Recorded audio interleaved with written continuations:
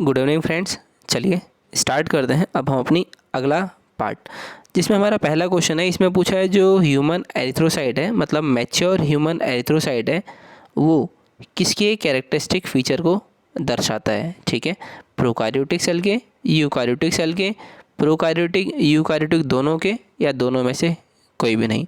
तो जब हम आरबीसी का डायग्राम बनाएंगे तो जैसा कि हम जानते हैं आरबीसी में ना जो न्यूक्लियस होता है ना, मतलब केंद्रक, वो मौजूद नहीं होता है और ना ही माइटोकॉन्ड्रिया प्रेजेंट होता है। तो कहने का मतलब है ना न्यूक्लियस प्रेजेंट है, ना न्यूक्लियस के बाहर लगने वाली न्यूक्लियर मेम्ब्रेन प्रेजेंट है, और ना ही माइटोकॉन्ड्रिया प्रेजेंट है। और यही सेम खासियत हमें किस में देखने को मिलती है, अपनी प्रोकार्योटिक सेल्स में। तो कहने का मतलब है ये भी क्या होती है, एक टाइप की प्रोकार्योटिक सेल हम इसको कह सकते हैं। किसको? ह्यूमन आरबीसी को, मतलब ह्यूमन एरिथ्रोसाइट को। ठीक है, एरिथ्रोसाइट का ही दूसरा नाम क्या है? आरबीसी। ठीक है, चलते हैं अगले क्वेश्चन की ओर। अगले क्वेश्चन में हमसे पूछा गया है इनमें से कौन सा एक जो प्रोकार्योटिक कोशिका है उसका लक्षण नहीं है। तो देखो ऑप्शन नंबर सी देखो, मतलब क्या पूछा गया है, आनुवांशिक पदार्थ की अनुपस्थिति। तो भैया देखो, चाहे सेल हमारा प्रोकार्योट हो चाहे यूकार्योट हो, प्रोकार्योट हो या यूकार्योट हो, तो ऐसा तो हो नहीं सकता कि उनमें जेनेटिक मटेरियल ही ना हो। चाहे प्रोकार्योट हो यूकार्योट हो, दोनों में जेनेटिक मटेरियल हमेशा मौजूद रहेगा। ठीक है, तो ये ऑप्शन क्या हो गया हमारा? गलत। और यही हमको बताना था कि प्रोकार्योटिक कोशिका का लक्षण नहीं है। ठीक है, चलते हैं फिर अगले क्वेश्चन की ओर। अगले क्वेश्चन में हमसे पूछा गया जो हमारी क्रोमाफिन सेल्स हैं, इनमें जो कन्वर्जन होता है डोपामाइन का नॉर एपिनेफ्रिन में। कहने का मतलब है जो हमारी क्रोमाफिन सेल्स हैं उसमें डोपामाइन नॉर एपिनेफ्रिन में बदलता है। ठीक है, हमने मान लिया। अब हमसे यही पूछा है कि जो बदलाव होता है डोपामाइन का नॉर एपिनेफ्रिन में, ये कहाँ पर होता है। ठीक है, तो हम पहले देख लेते हैं हमारी क्रोमाफिन सेल्स क्या होती हैं। तो जो हमारी क्रोमाफिन सेल्स होती हैं ये हमारी कहाँ प्रेजेंट होती हैं? एड्रिनल ग्लैंड्स में। ठीक है, एड्रिनल ग्लैंड्स में प्रेजेंट होती हैं। और जो उनकी प्लाज्मा मेम्ब्रेन होती है, प्लाज्मा मेम्ब्रेन में डोपामाइन किस में बदलता है? नॉर एपिनेफ्रिन में। ठीक है, तो हमारा आंसर क्या होगा? Option number A, in plasma membrane. Plasma membrane में ही डोपामाइन कन्वर्ट हो जाता है नॉर एपिनेफ्रिन में। अगला क्वेश्चन है निम्नलिखित में कौन सा एक प्रोकार्योटिक कोशिका का उदाहरण नहीं है। मतलब कहना का मतलब है कि प्रोकार्योटिक सेल्स कौन सा नहीं है। तो बैक्टीरिया तो होता है, माइकोप्लाज्मा भी होता है, नोस्टेक भी होता है, क्योंकि ये क्या होता है? ब्लू ग्रीन एल्गी, और इन्हें भी हम किस में रखते हैं? प्रोकार्योट्स में ही रखते हैं। तो कहने का मतलब है क्लोरेला, जो कि एक यूकार्योटिक कोशिका होती है। ठीक है, और ये हमारा इसका आंसर होगा क्योंकि ये प्रोकार्योटिक नहीं है। ये कौन सी सेल है? यूकार्योटिक। ठीक है, चलते हैं फिर अपने अगले क्वेश्चन की ओर। अगले क्वेश्चन में हमसे पूछा गया है इनमें से कौन ना तो प्रोकार्योट है और ना ही यूकार्योट है। तो जब कोई ना तो प्रोकार्योट होगा और ना ही यूकार्योट होगा, कहने का मतलब है वो क्या होगा हमारा? वायरस होगा। ठीक है, और वायरस का हमारा एग्जाम्पल दे रखा है टीएमवी, जो कि क्या होता है? Tobacco mosaic virus. ठीक है, अब ये कैसा होता है ये मैं आपको दिखा देता हूँ एक बार। देखिए यह है हमारा किसका डायग्राम? टीएमवी का, मतलब टोबैको मोज़ेक वायरस। वो वायरस जो टोबैको के प्लांट को इन्फेक्ट करता है या तंबाकू के पौधे में क्या करता है? इन्फेक्शन फैलाता है।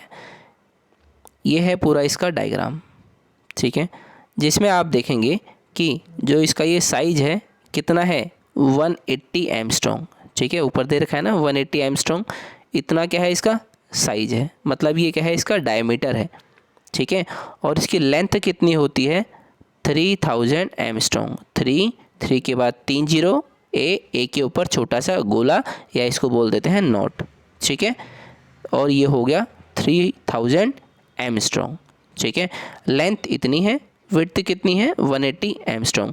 अब जो इसके अंदर जेनेटिक मटेरियल प्रेजेंट होता है या न्यूक्लिक एसिड प्रेजेंट होता है, वो क्या होता है? आरएनए होता है। ठीक है, और इसके बाहर क्या होता है? प्रोटीन का कोट होता है। जैसे कि आप जानते हैं जो हमारा कोई भी वायरस होता है उसमें बीच में क्या होता है, जेनेटिक मटेरियल, और उसके चारों तरफ क्या होता है, हमारा प्रोटीन की कोटिंग होती है। ठीक है, ऐसा ही सेम डायग्राम में भी है। बीच में जो आप ये देख रहे हैं ब्लैक कलर का, ये क्या है, आरएनए या फिर इसका जेनेटिक मटेरियल है, और इसके बाहर जो पूरे ये लगे हुए हैं ये क्या है, प्रोटीन्स लगे हुए हैं। ठीक है, या जो इसकी बाहर की कवरिंग है वो किससे बनी है, प्रोटीन्स की बनी होती है। ठीक है, और जो ये प्रोटीन कोट है इस पूरे का क्या नाम होता है, कैप्सिड, CAPSID, इसको हम बोल देते हैं कैप्सिड। ठीक है, और इस कैप्सिड में भी जो ये प्रत्येक इकाई है ना, ये छोटा सा आप देख रहे हैं इतना सा रीजन, और ये दूसरा इतना सा, ये फिर इतना सा रीजन जो आप ये देख रहे हैं ना, ये अलग अलग छोटा सा, एक की मैं आपके लिए बाउंड्री बना देता हूँ, इतना इतना जो आप ये देख रहे हैं ना, एक सिंगल, इस सिंगल को हम क्या बोल देते हैं, कैप्सोमियर।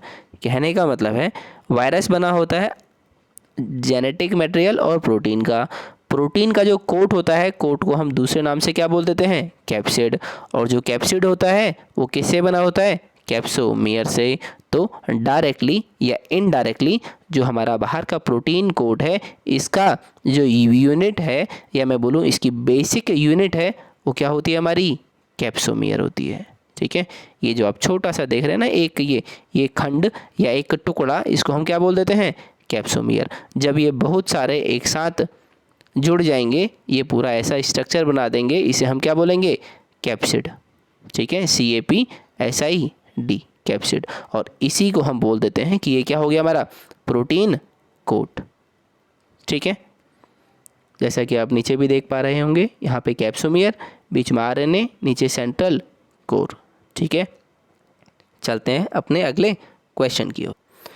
अगला क्वेश्चन है हमारा कि जो स्टैनले मिलर ने एक्सपेरिमेंट किया था उसमें से उन्होंने कौन सी गैस प्रयोग नहीं करी थी। तो हाइड्रोजन उन्होंने प्रयोग किया था, मीथेन गैस भी प्रयोग करी है, अमोनिया गैस भी प्रयोग करी है, लेकिन ऑक्सीजन जो गैस है वो उन्होंने प्रयोग नहीं करी थी। किन्होंने, स्टैनले और मिलर ने अपने एक्सपेरिमेंट के दौरान। अगला क्वेश्चन है फिजिकल बेसिस ऑफ लाइफ, मतलब जीवन का भौतिक आधार किसको बोला गया है, सेल को, न्यूक्लियस को, प्रोटोप्लाज्म को या फूड को। तो जो हमारा फिजिकल बेसिस ऑफ लाइफ है वो हम किसको बोलते हैं, प्रोटोप्लाज्म को कहते हैं। ठीक है, प्रोटोप्लाज्म को ही कहते हैं ना जीवन का भौतिक आधार। तो चलते हैं हम अपने अगले क्वेश्चन की ओर। अगले क्वेश्चन में हमसे पूछा गया है most of the prokaryotic cells are devoid of. कहने का मतलब है अधिकांश प्रोकार्योटिक कोशिका में क्या चीज़ नहीं होती है। तो ये जो कार्डियोलिपिन है ये उनमें मौजूद नहीं होता है। बाकी कोलेस्ट्रॉल, न्यूक्लिक एसिड और राइबोसोम्स हमारे प्रोकार्योटिक सेल्स में मौजूद होते हैं। ठीक है, चलते हैं फिर अपने अगले क्वेश्चन की ओर। अगले क्वेश्चन में हमसे पूछा गया है जो हमारा साइटोस्केलेटन होता है यूकार्योटिक सेल्स में, मतलब सुकेंद्रकी कोशिकाओं का कोशिका पंजर निर्मित होता है। मतलब साइटोस्केलेटन किससे बना होता है यूकार्योटिक सेल्स में, तो वो बना होता है हमारे प्रोटीन से या प्रोटीन फिलामेंट्स, मतलब प्रोटीन सूत्रों के द्वारा बना होता है। चलते हैं अगले क्वेश्चन की ओर। अगले क्वेश्चन में हमसे पूछा गया है which of the following element is found in highest concentration in eukaryotic cells, मतलब यूकैरियोटिक कोशिकाओं में निम्नलिखित में से कौन सा तत्व सर्वाधिक सांद्रता में पाया जाता है, आयरन, फास्फोरस, कैल्शियम या सल्फर। तो हम जब भी यूकैरियोटिक सेल्स की बात करेंगे तो उनमें कैल्शियम सबसे ज़्यादा पाया जाता है। ठीक है, चलते हैं अगले क्वेश्चन की ओर। अगले क्वेश्चन में हमसे पूछा गया है यूकैरियोटिक का साइटोस्केलेटन, तो हम पढ़ चुके हैं प्रोटीन फिलामेंट से बना होता है। अगला क्वेश्चन है जो हमारे प्रोटोफिलामेंट्स हैं उसमें कितने माइक्रोट्यूब्यूल मौजूद होते हैं। ठीक है, मतलब यह जो हमारा माइक्रोट्यूब्यूल होता है उसमें कितने प्रोटोफिलामेंट्स बने होते हैं। कहने का मतलब है ये हमारा माइक्रोट्यूब्यूल का एक डायग्राम है। इसकी जो सिंगल इकाई है ना, सिंगल यूनिट, इसको हम बोल देते हैं प्रोटोफिलामेंट। तो कहने का मतलब है जो हमारा ये कंप्लीट माइक्रोट्यूब्यूल है इसमें ये कितने प्रोटोफिलामेंट से मिलके बना है। तो हम यहाँ पे बताएंगे ऑप्शन के हिसाब से हमारा 13 क्या होगा करेक्ट आंसर, मतलब 13 प्रोटोफिलामेंट से मिलके क्या बनता है एक माइक्रोट्यूब्यूल। ठीक है। और ये 13 हम किस में बोल रहे हैं, मैमेलियन सेल्स के रिगार्डिंग में, मैमेलियन सेल्स मतलब स्तनियों की कोशिका में, ठीक है। चलते हैं अगले क्वेश्चन की ओर। अगले क्वेश्चन में हमसे पूछा गया है इनमें से कौन सा ऐसा ऑर्गेनल बताओ जिसमें डीएनए नहीं होता है लेकिन फिर भी वो डुप्लीकेशन कर सकता है। डुप्लीकेशन का मतलब होता है द्विगुणन, ठीक है। तो वो होता है हमारा सेंट्रियोल। इसमें डीएनए नहीं होता है लेकिन ये फिर भी डुप्लीकेशन कर सकता है। अगला क्वेश्चन है macromolecule enter the plasma membrane of a cell by. कहने का मतलब है जो हमारे बड़े मॉलिक्यूल होते हैं वो प्लाज्मा मेम्ब्रेन में किस प्रक्रिया के दौरान बाहर से अंदर आते हैं। ये हमारी सेल हो गई। सेल की बाहर की जो लेयर होती है वो कौन सी होती है, सेल मेम्ब्रेन की बनी होती है। यूकारियोट्स में मान लो किसी बड़े मॉलिक्यूल को इस सेल के अंदर आना है तो वो किस प्रक्रिया से आएगा, तो वो आता है फैसिलिटेटेड डिफ्यूजन के कारण, ठीक है। इसमें कोई भी एनर्जी नहीं चाहिए होती है, ठीक है। मतलब ये क्या होता है हमारा पैसिव ट्रांसपोर्ट। जिस भी प्रोसेस में एनर्जी नहीं चाहिए होगी वो क्या होगा हमारा पैसिव ट्रांसपोर्ट, ठीक है। या जिस ट्रांसपोर्ट में एनर्जी नहीं चाहिए होती है वो क्या होता है पैसिव ट्रांसपोर्ट। एनर्जी का मतलब एटीपी से है मेरा मतलब अभी, ठीक है। जिस प्रोसेस में एटीपी का यूज़ नहीं होगा वो क्या होगी पैसिव ट्रांसपोर्ट या पैसिव प्रोसेस होगा। अगला क्वेश्चन है हमारा यूनिट मेम्ब्रेन का जो कॉन्सेप्ट है वो किसने दिया है प्लाज्मा मेम्ब्रेन के लिए, वो दिया था हमारा रॉबर्टसन ने, ठीक है। रॉबर्टसन ने बोला है जो हमारी प्लाज्मा मेम्ब्रेन है वो एक यूनिट मेम्ब्रेन की तरह काम करती है। यूनिट मेम्ब्रेन का मतलब है मान लो ये जो हमारी प्लाज्मा मेम्ब्रेन है इसकी जो संरचना होती है उसी के लिए एक मॉडल दिया था जिसका नाम क्या था यूनिट मेम्ब्रेन, जिसके हिसाब से ये था कि प्लाज्मा मेम्ब्रेन क्या होती है दो लेयर से बनती है। दो लेयर किसकी होती है, लिपिड की होती है। बाहर की लेयर लिपिड हो गई, अंदर की लेयर दूसरी लिपिड हो गई। इसके बीच में एक मेम्ब्रेन प्रेजेंट होती है जिसे हम क्या बोलते हैं प्लाज्मा मेम्ब्रेन की संरचना। ये पूरा क्या हो गया प्लाज्मा मेम्ब्रेन का मॉडल जिसे हम क्या बोलते हैं यूनिट मेम्ब्रेन, ठीक है। ऐसा किसने बताया था, रॉबर्टसन ने बताया था। अगला क्वेश्चन है जो सेल का मैट्रिक्स होता है उसके लिए जो प्रोटोप्लाज्म नाम दिया है वो किसने दिया है। तो जो प्रोटोप्लाज्म नाम था वो किसने दिया है हमारा वॉन मॉल ने, स्कुल्ट ने, परकिंज ने या हक्सले ने। तो जब भी हम प्रोटोप्लाज्म की बात करेंगे तो ये दिया किसने है परकिंज ने दिया है, ठीक है। हमारा ये जो प्रोटोप्लाज्म नाम है ये हमेशा दिया तो किसने है परकिंज ने दिया है, लेकिन इसको सबसे पहली बार नाम लिया था किसने या सबसे पहली बार इस्तेमाल किया था किसने मॉल ने, MOHL मॉल। कहने का मतलब है वो सेम ऐसे ही कंडीशन हुई है। देखो मान लो किसी के घर में अगर नया बच्चा हुआ है, नया बच्चा क्या मान लो किसी के घर में अगर कोई बेबी हुआ है तो पंडित आता है ना जो उसका एक विशेष नाम रखता है। तो कहने का मतलब है पंडित ने नाम इसका मान लो रखा क्या है मोहित, ठीक है। वैसे ही हम अपने इस केस में बात कर लेते हैं। हमने एक चीज़ खोजी है लेकिन हमें उसका नाम रखना है, तो भैया इसको जो नाम दिया है जो क्या नाम है प्रोटोप्लाज्म, ठीक है प्रोटोप्लाज्म। और इसको नाम किसने दिया है परकिंज ने दिया है। जैसे यहाँ पे इस पंडित ने इसको क्या नाम दिया है इस बेबी को मोहित, वैसे ही यहाँ पर जो परकिंज हैं इन्होंने इसको क्या नाम दिया इस बेबी इस हमारे प्रोटोप्लाज्म को परकिंज। लेकिन पंडित ने सबसे पहले इनको क्या दिया नाम दिया मोहित। अब लेकिन हो सकता है पंडित के बाद जो भी पहला व्यक्ति होगा जो मोहित नाम लेगा उसका क्या मतलब हुआ कि सबसे पहले नाम किसने लिया मोहित नाम किसने लिया, या तो उसके फादर लेंगे या तो उसकी मदर लेंगी या उनके पड़ोस वाले अंकल लेंगे या जो भी व्यक्ति आया होगा वो लेगा। कहने का मतलब है पंडित के नाम देने के बाद जो भी व्यक्ति मोहित नाम लेगा वो क्या होगा वो पहला व्यक्ति होगा जिसने मोहित नाम लिया, ठीक है नाम देने के बाद। तो वैसा ही इस केस में जो प्रोटोप्लाज्म जो नाम था वो सबसे पहले किसने लिया मॉल ने, MOHL मॉल ने लिया, ठीक है H1 मॉल जो कि क्या है हमारा ऑप्शन नंबर A, ठीक है। ये थी इसकी कहानी। चलते हैं अगले क्वेश्चन की ओर। अगले क्वेश्चन में हमसे पूछा गया है जो मेटाजोआ ग्रुप है, मेटाजोआ में जो ग्रुप ऑफ सेल्स बताओ, मतलब सेल्स के गुच्छे जो एक जैसे दिखने में होते हैं और एक जैसा काम करते हैं, उन्हें हम क्या बोलते हैं? उन्हें हम क्या बोलते हैं?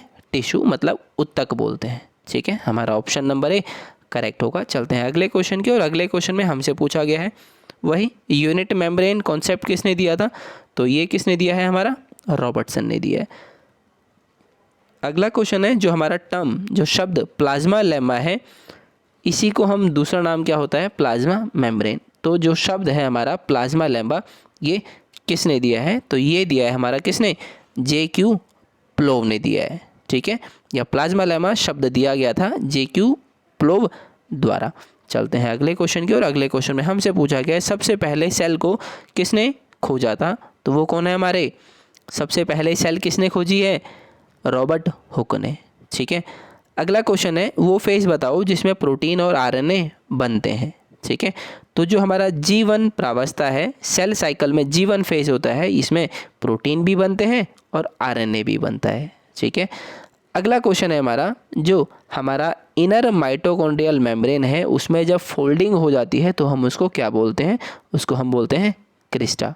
ठीक है, मान लो ये मेरी माइटोकॉन्ड्रिया है, एक तो इसकी बाहर की मेम्ब्रेन और अंदर की मेम्ब्रेन जब ये फोल्ड हो जाएगी तो इस फोल्ड होने के बाद मैं इसको क्या बोलूँगा? ये क्या है मेरी? क्रिस्टा, CRISTAE, क्रिस्टा है। ठीक है, चलते हैं अगले क्वेश्चन की ओर। अगले क्वेश्चन में हमसे पूछा गया है जो हमारा गोल्गी कॉम्प्लेक्स है, इसमें जो इसकी क्रियागत इकाई है, मतलब फंक्शनल यूनिट है, वो क्या होती है? सिस्टर्ने है, थाइलाकॉइड है, आर्कोप्लाज्म है या क्रिस्टे है? तो सिस्टर्ने जो होती है वो क्या उसकी होती है? इसकी फंक्शनल यूनिट या कार्यगत इकाई या फिर कार्यात्मक इकाई किसकी? गोल्जी कॉम्प्लाई की या गोल्जी परिसर की, वो क्या होती है? सिस्टर्ने होती है। चलते हैं अगले क्वेश्चन की ओर। अगले क्वेश्चन में हमसे पूछा गया है राइबोसोम किससे बना होता है? तो राइबोसोम बना होता है आरएनए और प्रोटीन से। राइबोसोम को हम बोलते हैं प्रोटीन फैक्ट्री। फैक्ट्री का मतलब होता है वो जगह जहाँ कुछ क्या हो? निर्माण हो या कुछ नया चीज़ बनता हो। तो यहाँ प्रोटीन बनता है, इसलिए हम इसको क्या बोल देते हैं? Protein factory. जैसे आप बोलते हैं ना गत्ते की फैक्ट्री है या प्लास्टिक की फैक्ट्री है, तो मतलब कहने का मतलब है फैक्ट्री में क्या बनता है? प्लास्टिक। वैसे ही ये फैक्ट्री है, इसमें क्या बनाता है? प्रोटीन बनाता है ये। ठीक है, चलते हैं अगले क्वेश्चन की ओर। अगले क्वेश्चन में हमसे पूछा गया है of the following which type of cisternae make up the Golgi complex? Golgi complex किस टाइप का सिस्टर्ने बनाता है? अनपोलराइज्ड, पोलराइज्ड, रेटिकुलेट या रफ? तो जो रेटिकुलेट टाइप की सिस्टर्ने होती है उससे क्या बनता है? Golgi complex. ठीक है, चलते हैं अगले क्वेश्चन की ओर। अगले क्वेश्चन में हमसे पूछा गया है रॉबर्ट ब्राउन को हम किस चीज़ के लिए जानते हैं या फिर रॉबर्ट ब्राउन अपनी किस खोज के लिए जाने जाते हैं? तो जो न्यूक्लियस खोजा था वो किसने खोजा है? रॉबर्ट ब्राउन ने। ठीक है, अगला क्वेश्चन है विच ऑफ द फॉलोइंग सब cellular structure which cannot be isolated intact? कहने का मतलब है ऐसा कौन सा सेल के अंदर रहने वाला स्ट्रक्चर बताओ जिसको हम अकेले नहीं निकाल सकते हैं। ठीक है, तो लाइसोसोम है, आपने पकड़ के उठा लोगे सेल से, माइटोकॉन्ड्रिया भी निकाल लोगे, न्यूक्लियस भी निकाल लोगे, लेकिन आप एंडोप्लाज्मिक रेटिकुलम को सीधा सीधा डायरेक्ट नहीं निकाल सकते हैं। क्योंकि ये 2-3 चीज़ों से मिलके बना होता है एंडोप्लाज्मिक रेटिकुलम। ठीक है, मतलब जो इसके अंदर का जो जिससे ये चीज़ से बना हुआ है आप उसको अलग अलग नहीं कर सकते हो। ठीक है, या मैं ये कहूँ लाइसोसोम सिर्फ सिंगल सब्सटेंस है, माइटोकॉन्ड्रिया भी एक ही चीज़ से द्वारा बना गया है, न्यूक्लियस भी एक ही चीज़ से बना गया है, लेकिन जो एंडोप्लाज्मिक रेटिकुलम की संरचना है ये 2 चीज़ों से मिलके बनी होती है। ठीक है, इसलिए आप इनको पृथक नहीं कर सकते हो, मतलब अलग अलग नहीं कर सकते हैं। ठीक है, अगर आप इनको अलग अलग कर देंगे तो ये माइटोकॉन्ड्रिया नहीं रहेगा। ठीक है, चलते हैं अगले क्वेश्चन की ओर। अगले क्वेश्चन में हमसे पूछा गया है mitochondria in human spermatozoa found. Mitochondria human spermatozoa में कहाँ पे मिलता है? तो वो मिलता है मिडल पीस में। ठीक है, अगला क्वेश्चन है वैक्यूल की जो कवरिंग होती है उसको हम किस नाम से जानते हैं? वो जानते हैं टोनोप्लास्ट के नाम से। मान लो एक सेल है, उसके अंदर जो वैक्यूल है उसकी जो मेम्ब्रेन होगी उसे हम किस नाम से जानते हैं? टोनोप्लास्ट के नाम से। ठीक है, मैं आपको इसका डायग्राम दिखा देता हूँ। देखो, ये मान लो एक प्लांट सेल है, इसके अंदर क्या है, ये पूरा पोर्शन, ये क्या है सारा, वैक्यूल।